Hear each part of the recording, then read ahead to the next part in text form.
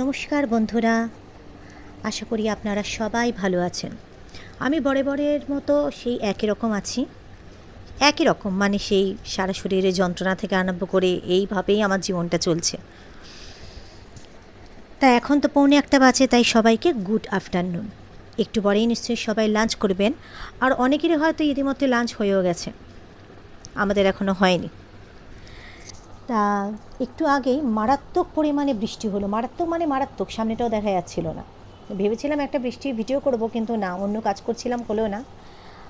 আর নিশ্চয়ই আপনাদের সবার ওখানেও এরকমই মারাত্মক পরিমাণে বৃষ্টিটা হয়েছে।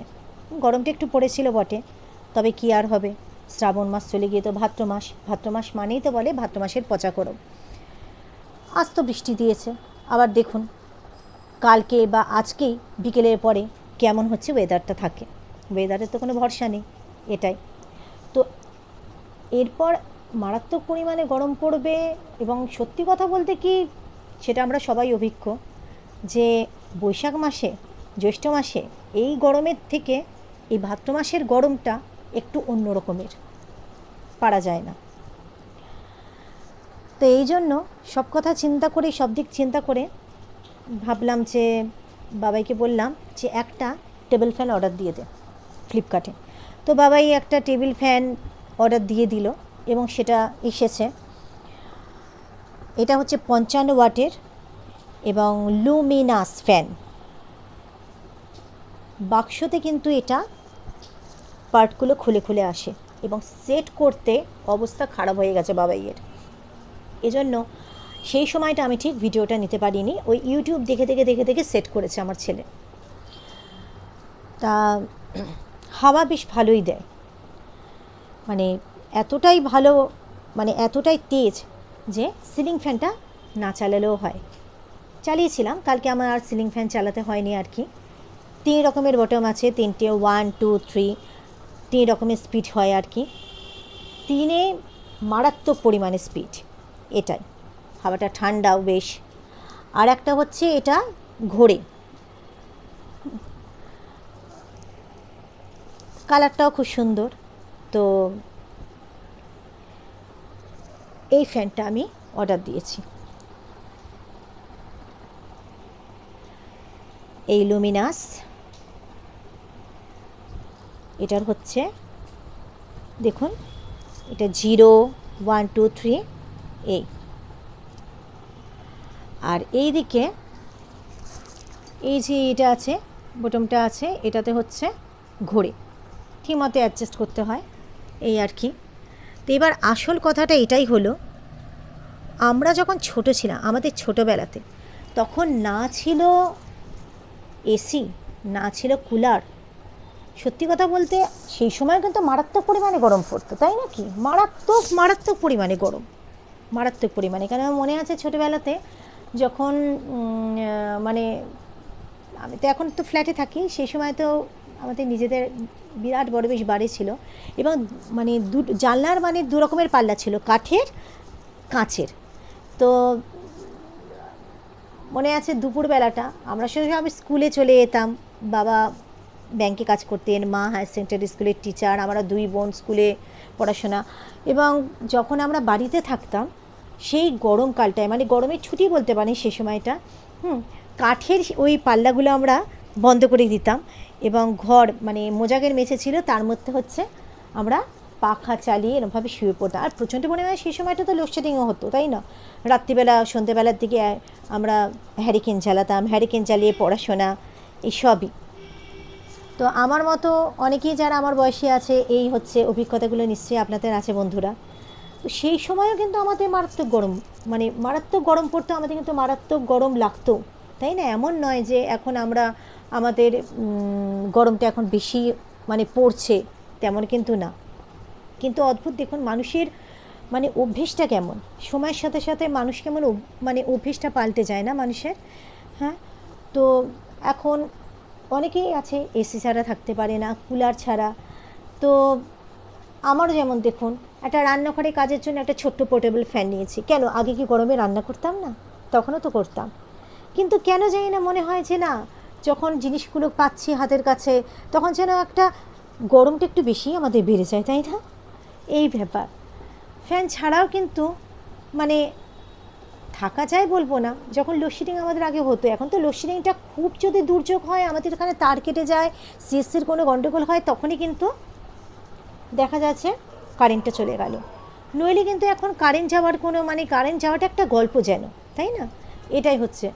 কিন্তু ছোটোবেলা থেকে যে আমরা এই যে বড় হয়েছি, এই যে হ্যারিকেনে আলোতে পড়াশোনা করেছি, মারাত্মক গরমের মধ্যে আমার মা রুটি করেছে, হ্যাঁ, আমরাও মারাত্মক গরমের মধ্যে রাত্রিবেলা ঘুমিয়েছি, সেই দিনগুলো কোথায় চলে গেছে এখন, তাই না?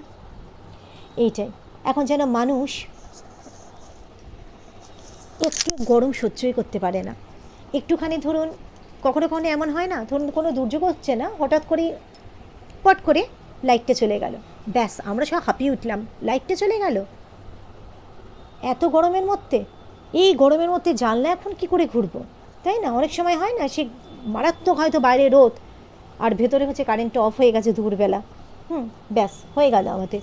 কিভাবে থাকবো, কিভাবে গরমের হলকাটা তো ভেতরে ঢুকবে। কিন্তু এইভাবেই কিন্তু আমরা দেখুন ছোটো থেকে বড় হয়েছি, বেশিরভাগকে আমি বলছি যে ছোটো থেকে বড় যারা হচ্ছে আমার এজের, এই এখনকার যে বাচ্চা জেনারেশনরা, তারা তো প্রথম থেকেই জন্মের পর থেকে অনেক কিছু নতুনত্ব দেখে থেকে বড় হয়েছে, তাই না?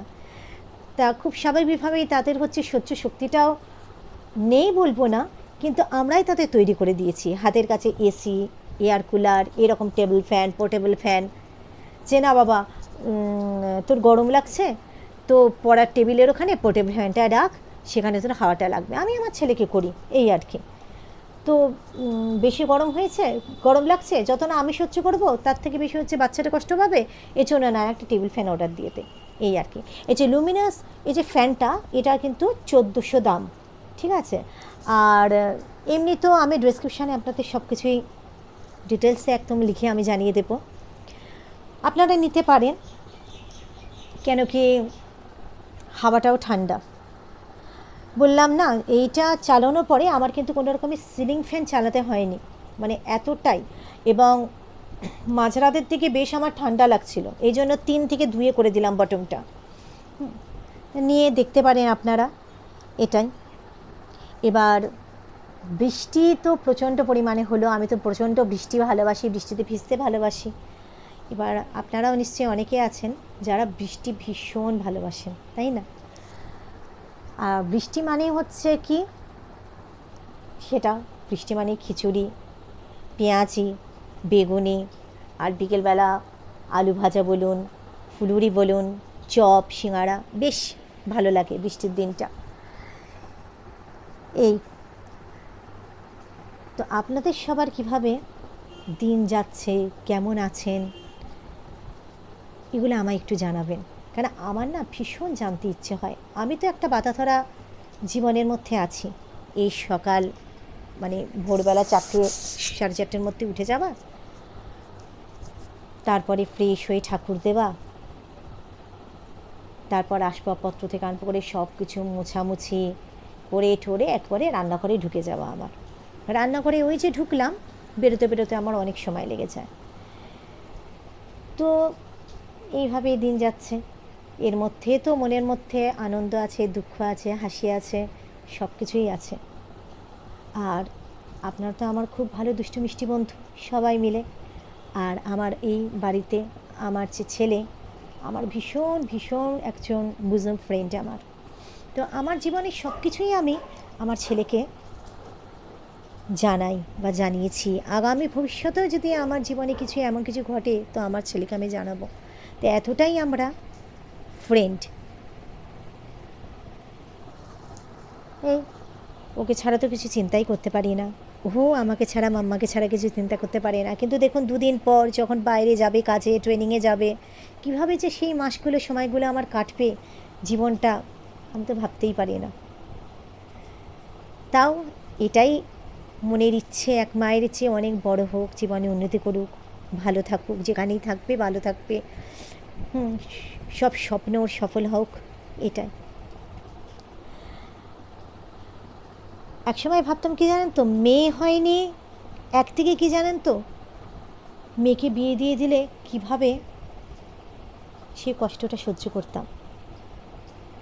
কারণ আঁকড়ে বাঁচতে চাই তো, সেভাবে তো কেউ নেই। কিন্তু এখন তো দেখুন ছেলেরাও বাড়িতে থাকে না, চাকরি সূত্রে তারাও বাইরে চলে যায়, এই হচ্ছে কথা।